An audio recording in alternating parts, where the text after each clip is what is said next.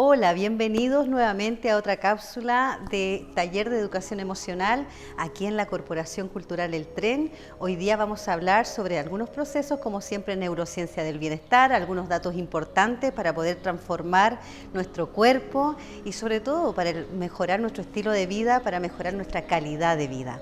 Como siempre, vamos a hacer un pequeño preámbulo de lo que hacemos nosotros aquí en la Corporación Cultural. Mi nombre es Priscila Zavala Romero. Estoy aquí para apoyar el gran proyecto que estamos desarrollando, se llama Socializarte, práctica de implementación de inteligencia emocional a través del arte y la cultura. Entonces te recuerdo, visita nuestras redes sociales, es muy importante para que revises los temas que hemos estado trabajando tanto en este taller como en los diferentes talleres que hay gratuitos para toda la comunidad ariqueña. Así que pues por hoy, bienvenidos y empezamos. Hoy día vamos a trabajar profundizar un poquito más si hay esta conexión con el cerebro y el cuerpo, los intestinos, qué pasa también con nuestra alimentación.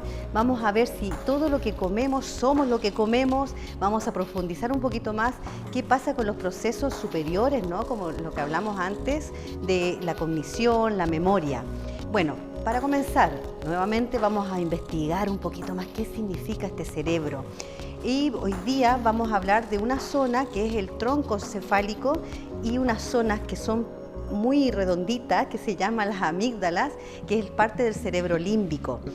Es muy interesante esto porque estos estudios, el cerebro el ser humano es un hacedor de cerebros. A medida que ha ido evolucionando se han puesto más capas. La última capa es la que últimamente he estado hablando con el tema del neocórtex, ¿no? Que es la parte donde hacen los procesos cognitivos superiores. Pero en cambio el tronco encefálico, estas son las últimas investigaciones de hace un año, que me pareció interesante compartirlas hoy, que resulta que el intestino está conectado con nuestra parte del cerebro. ¿Y cómo lo sabemos? A través de dos factores. Primero, la microbiótica, que en realidad el organismo es un ser viviente lleno de otros seres vivientes. Todo nuestro intestino, el estómago, tiene una cantidad de bacterias y microorganismos que nos ayudan incluso a mejorar nuestro estado de ánimo. Esto es muy innovador, es lo último que hay en tema de neurociencia. Entonces, ¿qué hacen? Pues se estudian las heces, ya que como no podemos ser tan invasivos, y una de las formas de saber ya con la neuroimagen, sabemos cómo se procesan los diferentes factores en el cerebro. Pero estudiando las heces se ha descubierto que el contenido que tenemos en la microbiótica nos ayuda a mejorar pues, nuestro sistema hormonal, como sería, ¿no?, la serotonina, un neurotransmisor muy importante que necesitamos para tener un mejor estado de ánimo.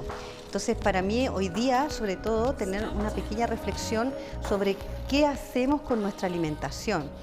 Una de las formas de poder mejorar nuestra calidad de vida es también preocuparnos de que nuestra microbiótica que nosotros tengamos una buena digestión y que haya una cantidad de conexión de alimento con nuestros procesos internos mentales. ¿Por qué les nombraba yo el tronco encefálico? Porque resulta que ahí está la base y con el sistema límbico de lo que es la memoria. Todo lo que recordamos tiene que ver con nuestra historia y la historia que nos ha sucedido a lo largo de nuestro desarrollo personal, pero también social. Entonces, ¿eso qué quiere decir? Que a medida que yo recuerdo, está sesgado, todo está sesgado, hay un sesgo cognitivo a razón de lo que yo aprendí de mi entorno. Entonces, cuando tenemos diferentes opiniones, y aquí viene la parte interesante que me gustaría que tú lo observes, cuando nosotros hemos evolucionado, claro, cuando éramos aislados, nos rechazaba nuestro clan, era una muerte segura. Estoy hablando de hace 3000 años atrás, ¿no?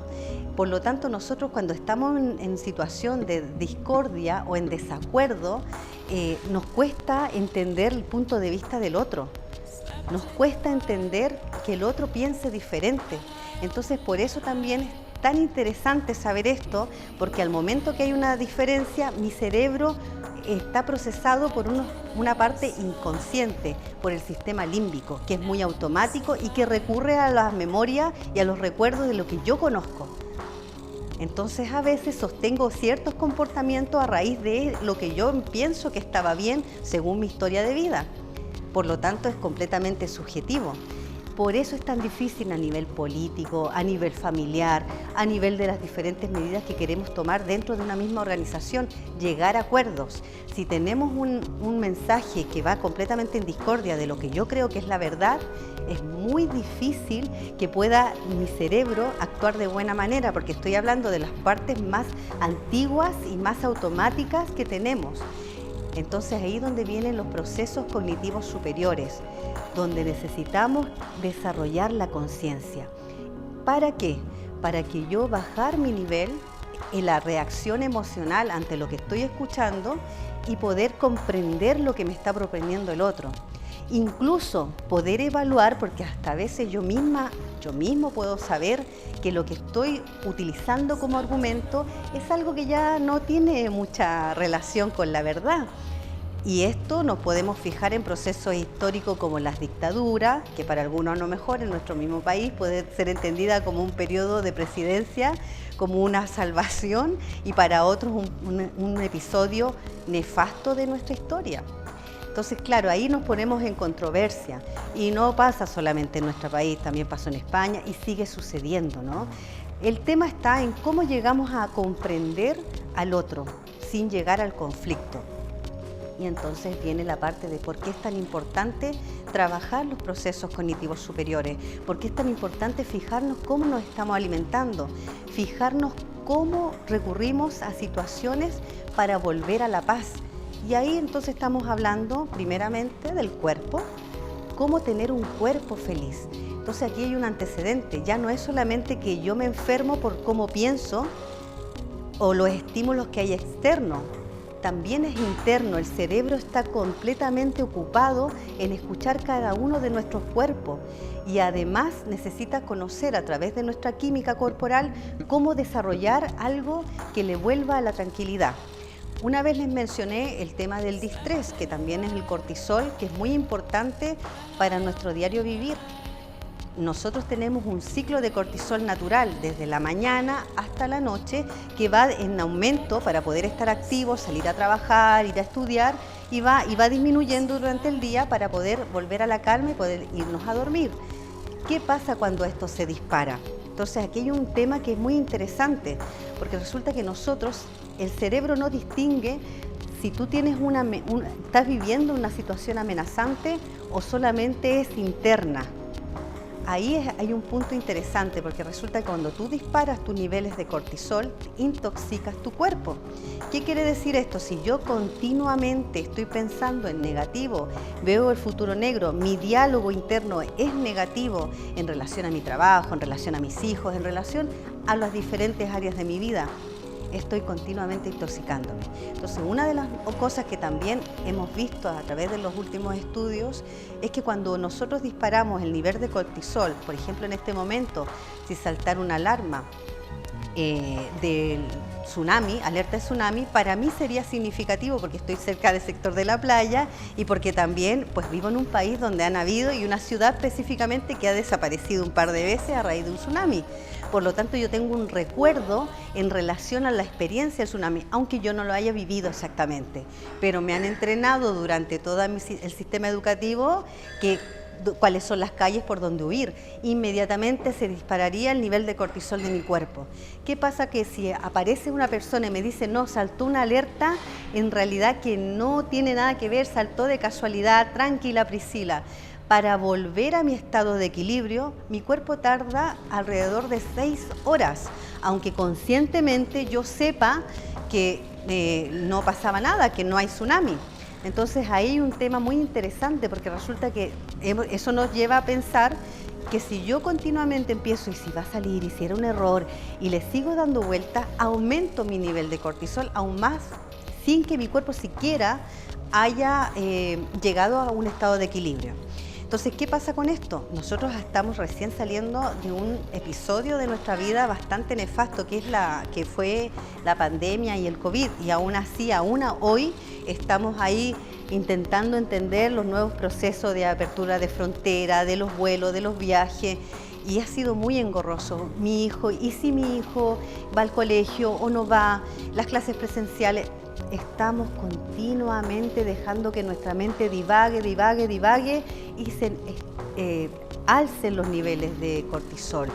Entonces, ¿qué es lo bueno que ha pasado? Y uno dice, bueno, entonces yo tengo que preocuparme de dos cosas. Primero, de hacer ejercicio físico.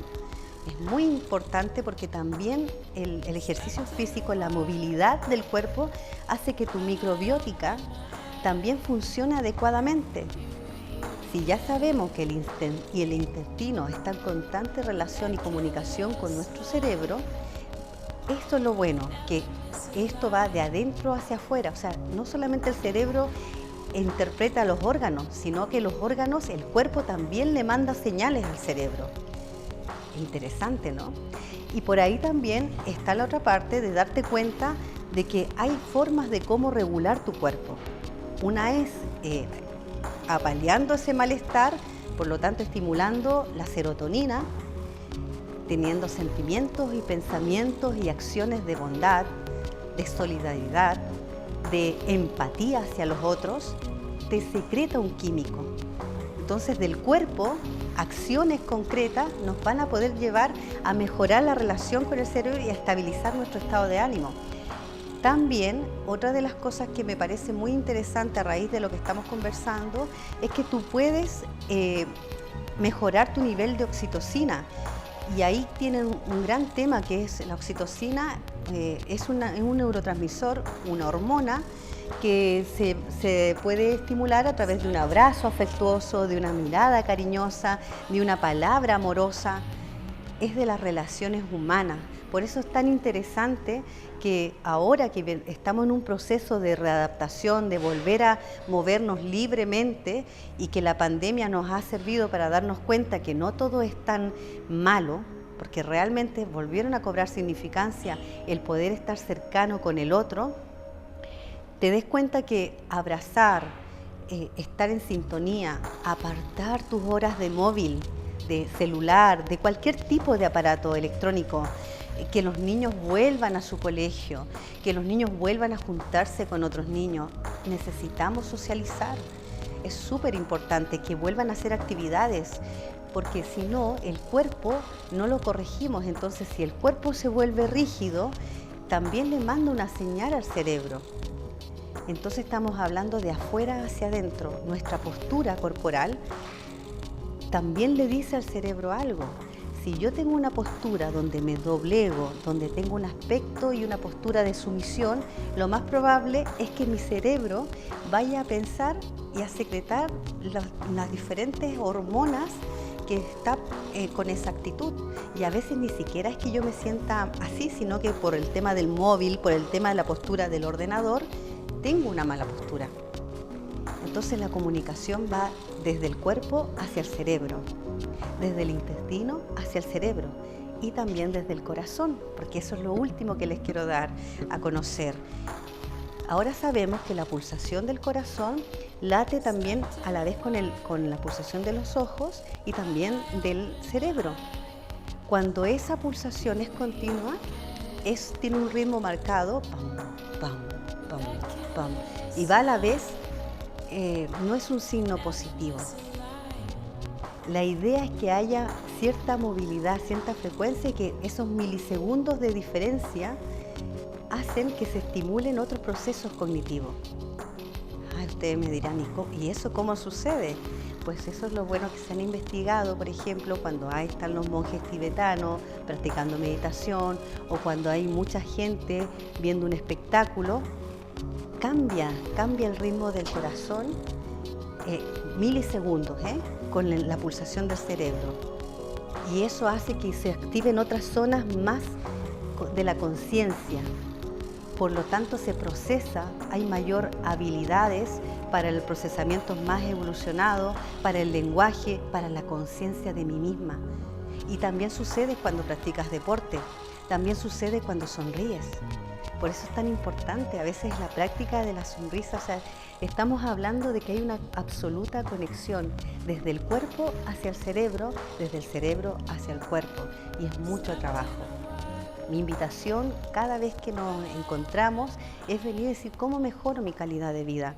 Si ya innatamente hay demasiado miedo y los diferentes medios de comunicación lamentablemente te imponen muchos pensamientos irracionales, mucho miedo. El marketing del miedo vende demasiado y es ahí donde nosotros tenemos que no dejar que nuestra cabeza divague por sí sola, a enseñarle a que también el corazón mande otra frecuencia, porque cuando está en modo automático y va a la vez con el cerebro y la pulsación va así, el cerebro no tiene el estímulo para pensar y de repente te quedas desconectado.